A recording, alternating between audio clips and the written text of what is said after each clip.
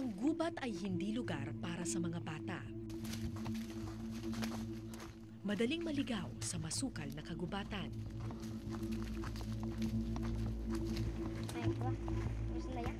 Ang usok at apoy ay hindi laruan.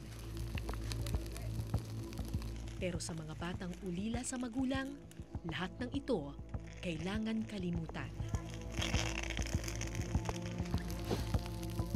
Kailangan magtrabaho, kailangan tumanda, kailangan kalimutan ang pagkabata.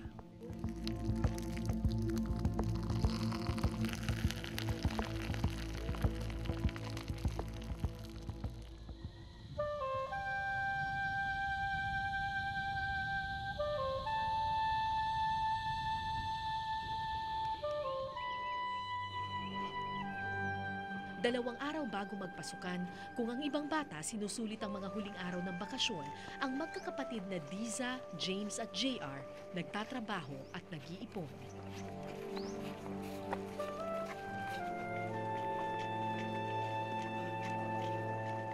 Patungo sila sa bundok ng Giting-Giting sa isla ng Sibuyan sa Romblon.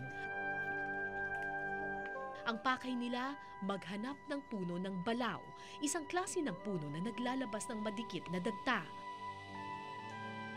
Sila lang ang bata sa grupo, pero masigasig ang mga bata na sumuot kahit sa masukal na parte ng gubat.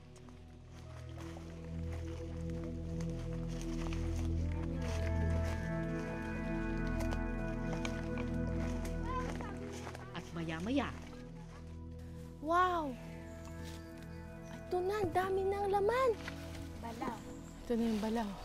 Bali yung ganitong klaseng puno, ang ginagawa nila, sinusunog nila yung dito para natural siya na magpapawis, magdadagta. Tapos pagkatapos ng 1 linggo, ganito na yung magiging itsura niya. Talagang lumalabas na yung dagta niya. Yun na ngayon yung kukolektahin ng mga tao.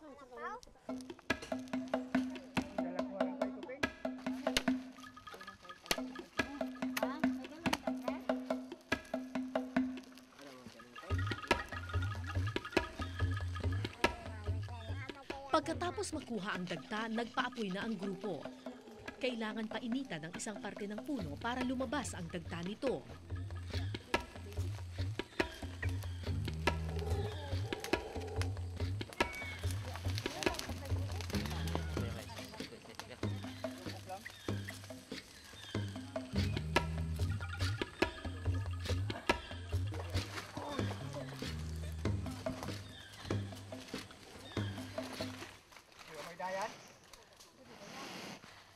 Yan na. Kuyang sayong mo, takuan. Di?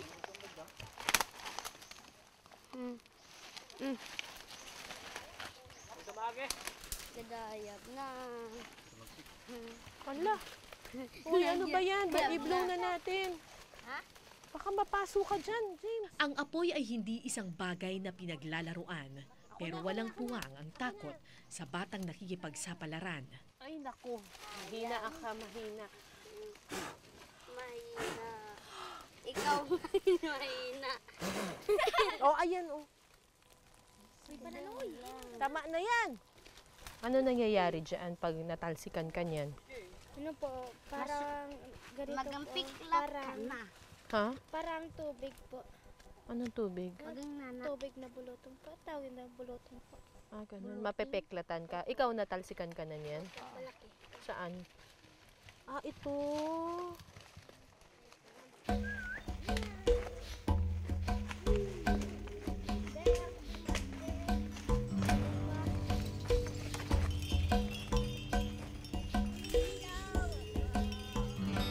13 anyos na si Diza pero nasa grade 4 pa lang siya. Hindi kasi siya pinayagan noong mag-aral ng kanyang ama. Yung 10 po ako, hindi po ba ako yun nagpapasok po? Sa school? Opo. Bakit? Hindi po kasi kami po pinag-aral. Ba't hindi kayo pinag-aral? Wala daw pera. Ah, sino nagsabi? Si Papa. Si Papa. So, kailan ka lang nagsimula mag-grade 1? Mga ano po ako ni 11. Ang kondisyon kay Diza, kung gusto mong pumasok sa eskwelahan, kailangan mong magtrabaho. Napilitan ng bata na pumasok sa pagbabalaw para lang makapag-aral. Natatanda mo yung unang beses na nakabasa ka na talaga? Opo. O, ano yung pakiramdam? Tapos masaya na po ako, tapos palagi na po akong nababasa. Mm. Tapos sinasabihan daw ako ni Papa na wag na daw po ako mag-aral kasi wala po kaming bigas. Pumapasok lang po ako. Pumapasok ka pa rin. Opo. Pero mabilis na naputol ang saya ni Diza. Handa to, kumisigan ni. Nitong taong ito, biglang namatay ang kanilang ama. At dahil ulila na rin sila sa ina, si Diza ang tumayong padre de pamilya. Eh, yung mga kaklase mo, anong ginagawa pag Sabado-Linggo? Naglalaro lang po sila kasi hindi po sila po tumutulong sa kanilang mama po. Naiingit po, nakakalaro sila po. Ako po, nagtatrabaho pa rin po ako.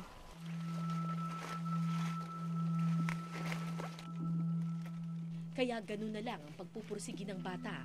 Kasama ang kanyang dalawang kapatid, pumasok pa sila sa kaloob-looban ng gubat para mangolekta ng dagta.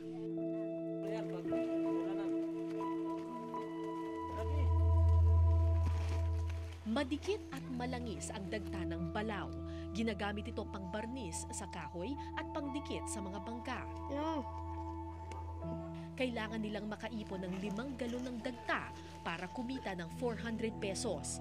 Katumbas ito ng 200 puno ng balaw.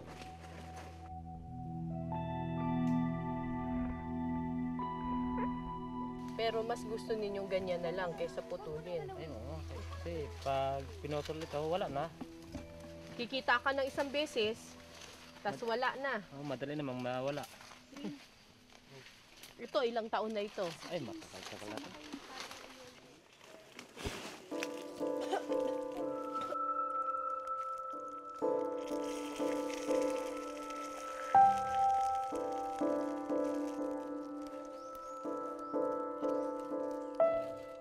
Buong araw nagtrabaho ang mga bata. Tiniis ang pagod, sugat at init dulot ng apoy. Para magtagas ulit Para magtagas ulit. ang katas niya.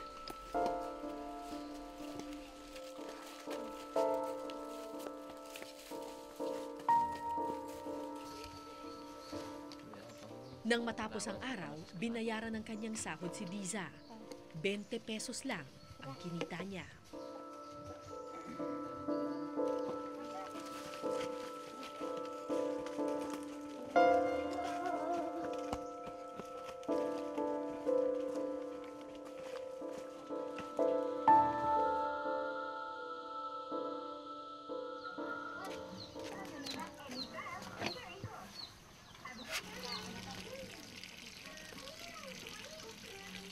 Pag-uwi sa bahay, hindi tumigil sa pagtatrabaho si Diza.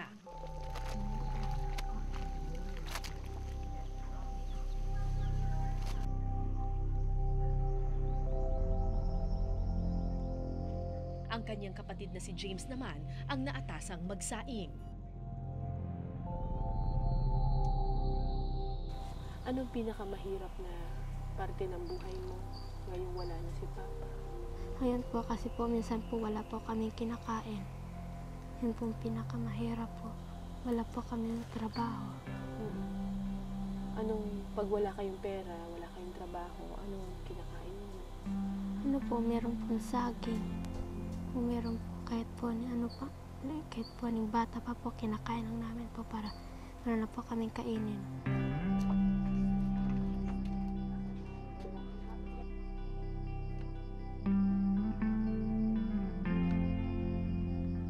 Sa araw na ito, kahit papano'y naitawid sila ng 20 pesos na sahod. Makakatulog sila na may laman ng tiyan. Pero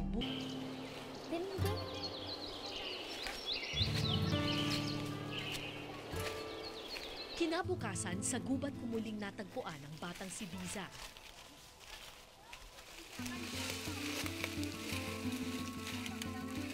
Isang linggo ang hinihintay bago magtagta ang mga puno ng balaw. Kaya karaniwan, isang beses sa isang linggo lang nagtatrabaho sa gubat ang mga taga-Sibuyan. Pero dahil matindi ang pangangailangan sa pera, sumama sa ibang grupo si Diza para magtrabahong muli.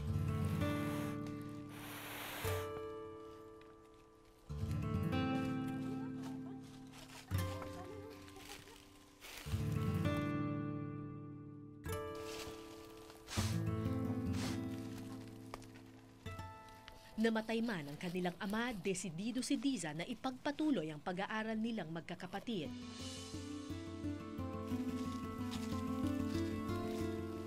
Bukas ang unang araw ng pasukan, kaya desperadong kumita ang bata.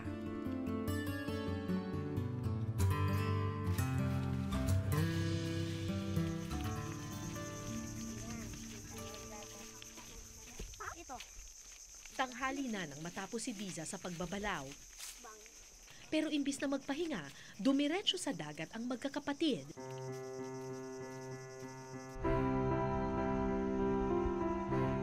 Dito raw sila maghahanap ng pananghalian, aasa sa biyaya ng karagatan.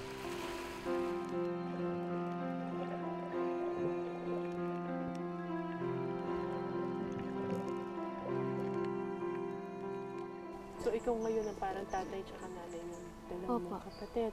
Opo, Di ba mahirap yun? mahirap nga po, marami trabaho. Pero, Ano ko lang po, kinakaya ko lang po kasi sino naman pong matutulong sa amin, wala naman po nagtutulong.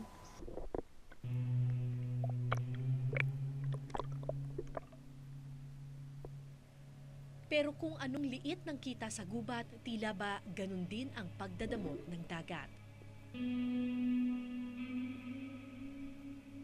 Sa ilalim ng tubig, puro bato na lang ang makikita.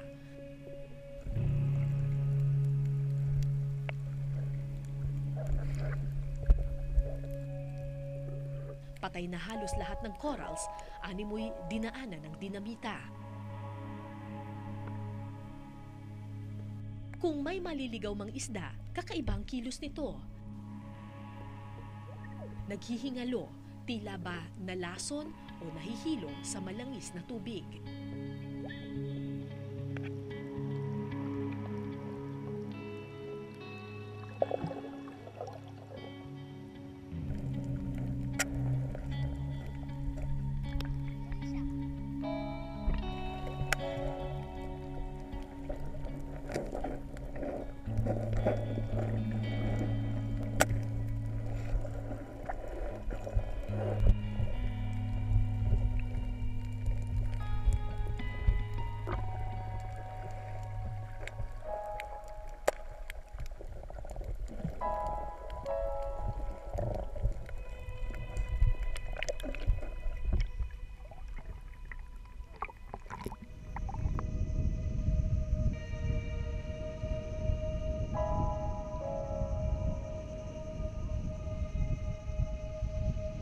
Hindi ko alam kung ligtas kainin ang ganitong klase ng isda.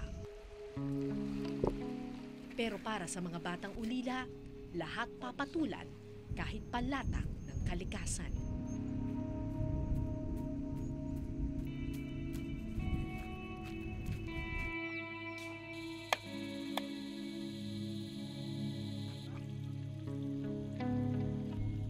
anong paborito ninyong pagkain? Lahat. Lahat? Lahat ng pagkain? Hindi yung pinaka-paborito mo. Fried chicken. Fried chicken?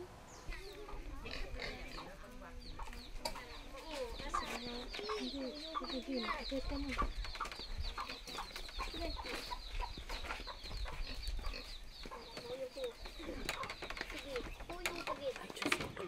Maya-maya, dinala ako ni JR sa loob ng kanilang silid. Ito, si Papa nung bata pa siya. Tapos, ito, sino ito? Si Ate Gisa.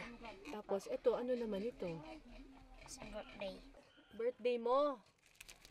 Birthday today. January 12 si Disa. March 5 si JR. Ah, ito yung mga birthday ng buong pamilya ninyo. Opo. Ito naman, ano naman ito? Kuhan po niya ni Disa ribbon.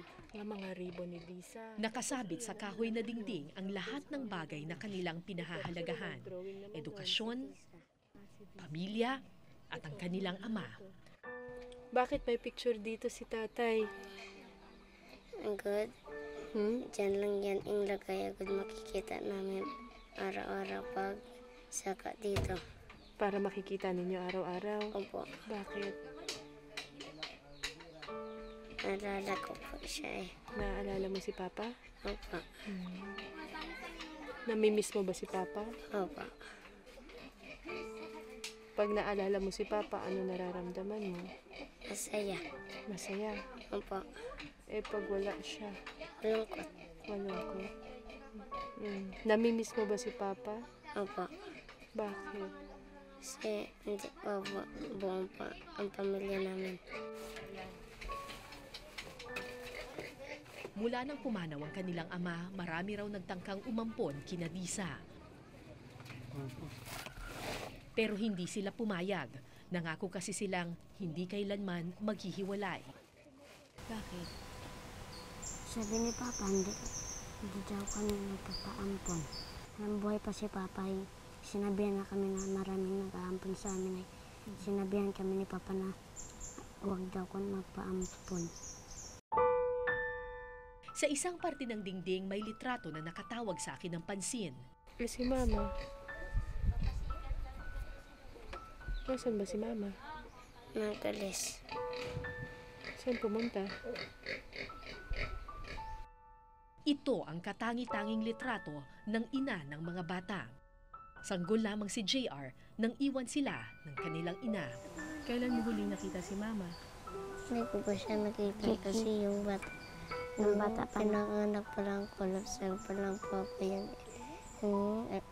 Bayaan na kami. Hindi mo pa nakikita si Mama mo? Hindi. Sa picture lang, Sa picture.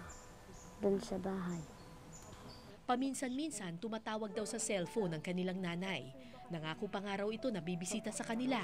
Pero Ano sabi sa inyo ni Mama sa cellphone? Bakasyon. Mauwi daw sila dito. Uuwi daw sila dito sa bakasyon. Opo. Eh, tapos na yung bakasyon eh. Pasukan na. Magpapasukan na, di ba? Opo. Susunod. Pagsisira na daw sila dito pupunta.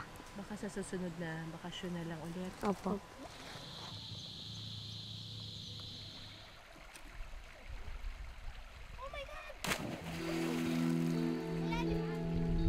bago lumubog ang araw, nagtungo sa isang sapa ang mga bata.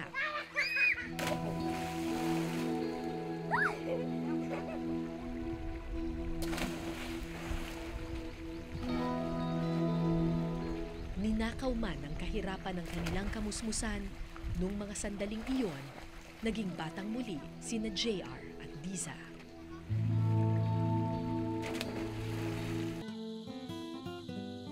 Ika-1 ng Hunyo, alas 6 ng umaga, maagang naggayak si Diza.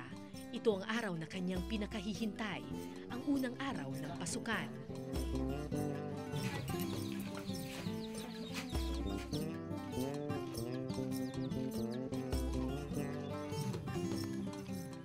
Sa araw na ito, lapis at papel ang kanyang bitbit, hindi itak at sulo. Hindi gubat ang kanyang patutunguhan.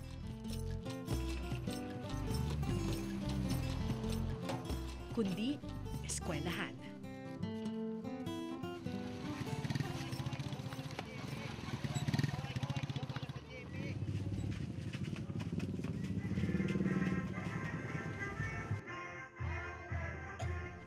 Dito, malaya sila sa init ng apoy. Panatang Makabayan. Malaya sa pagod at gutom, malayang mangarap.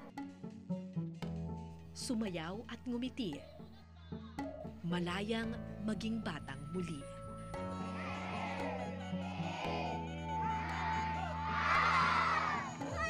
Welcome to our first day in school. 2 beses nang pabalik-balik sa grade 2 si James. Mas matanda siya sa bunsong si JR, pero ngayong pasukan, nasa grade 2 pa rin siya, habang grade 3 na ang kanilang bunso.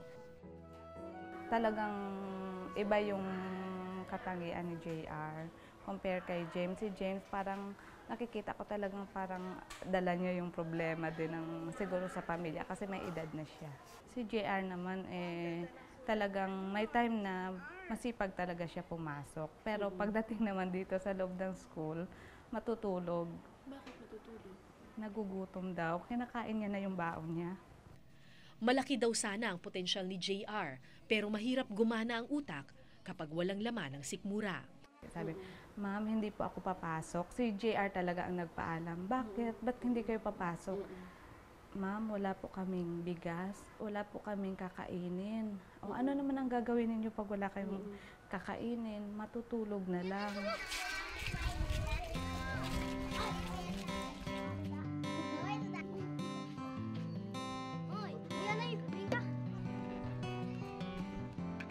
Dahil dito, kusang nag-aambag-ambag ang mga guro para tulungan ang magkakapatid. Nung araw na iyon, galing kay Teacher Noreen ang tanghaliang kanin ng mga bata. Lagi bang may baon ka na kanin? Ha? Wala. Minsan wala. Opo. Ay kapag walang kanin, anong baon mo? Hindi wala. Hmm? Hindi wala. Wala kang baon? Ano kinakain mo pag tanghali? Wala. Magugutom ka. Mangga lang. Mangga na lang ang ulam mo minsan. Eh ngayon, ba't may kanin kayo ngayon? Saan galing? Sa ma'am. Ha? Sa ma'am nila.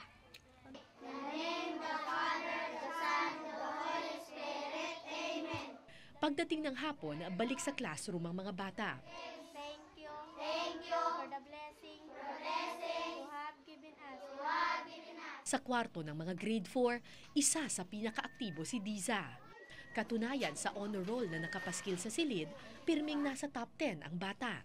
Ito po yung honor roll first grading period. Apo. Top 5.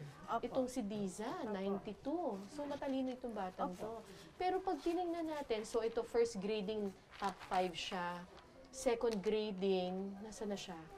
Top 7 na lang. Bakit parang bumababa yung grade? Although nasa honor roll pa rin siya, pero parang bumababa na bumababa. Ano po yun, ma'am, yung kwento niya kasi nagkasakit na yung tatay niya. So, siguro, siya kasi ang nag-aalaga. Hindi siguro siya nakakapag-aral na sa gabi. Tapos, hindi na siya nakakasagot ng mga assignment. Si Teacher Ivy ang tumututok kay Diza. Malaki ang paghihinayang niya sa bata dahil isa ito sa mga pinakamatalino niyang estudyante. Na nagpa-participate naman po siya, yun nga lang may time na siguro pag walang almusal, nakaano lang po siya sa upuan, nakadapa lang siya. Nung nakaano lang, parang, di ba mapapansin mo pag yung bata igutom, parang nakaano lang siya. Hawak niya yung tiyan niya, yung sikmura niya. Opo. Sorry po. Bakit po kayo na ano? Kasi ma'am, nakikita ko kasi yung sitwasyon talaga nila Disa na hirap na hirap po talaga.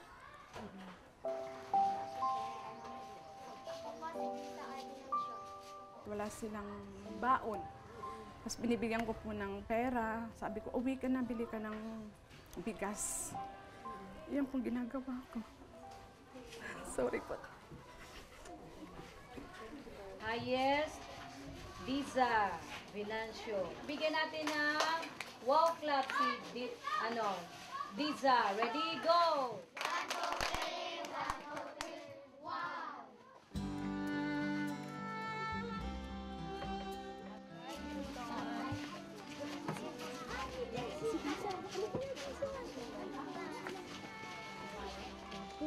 Kumusta ang first day of class? Okay lang po. Okay naman? Nag-exam ata kayo kanina. Opo. Oh, anong balita? Ako daw po yung highest. Ikaw ang highest? Ang galing mo naman! Pagkatapos ng klase, naglakad pa uwi ang magkakapatid. Pero hindi sila dumiretso sa bahay. May bibisitahin pa daw kasi sila. Isang taong mahalaga.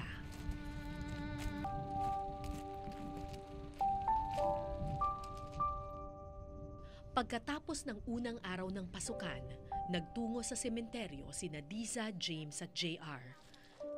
Saan banda? Ito po.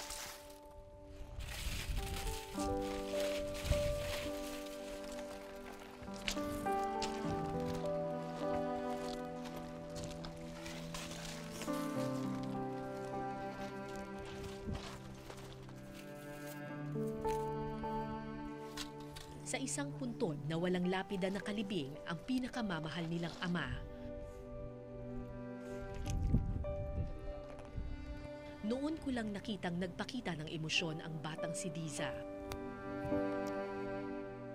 Gaano man siya katatag, gaano man siya kasipag, sa harap ng yumaon niyang ama, si Diza ay muling naging bata.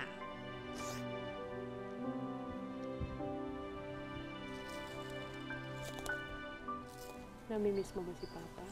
Opo. Bakit? Kasi po, iba talaga po may magulang kasi may mayayakap ka. Tapos pero naglalambing sa'yo, ganun po. Hindi ko alam kung ano ang ibinulong ni Diza sa kanyang ama nung mga oras na iyon.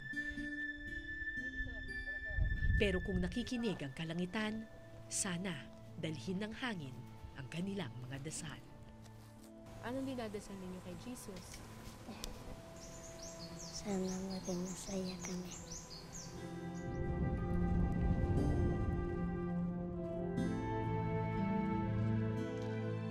Ako po si Cara David at ito po ang Eyewitness.